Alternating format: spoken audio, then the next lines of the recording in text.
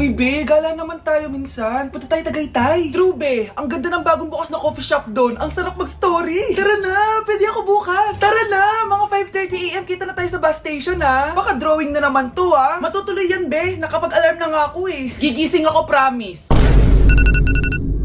Nasaan na ba yung mga yun? 6 AM na. Oh, alas na tong bus papuntang Tagaytay, ha. Puro kayo drawing, ha. Teka lang. Ito ba yun?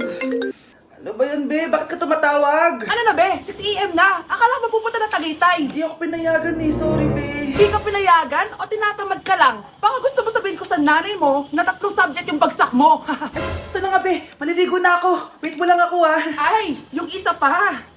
Hello, be. Di ako makakapunta. May sakit ako, eh. Sakit. Lalong lalala yung sakit mo be kapag nalaman ng nanay mo na boyfriend mo yung anak ng kaaway niya. Ay, be, magaling na pala ako. Nakakalakad na ako.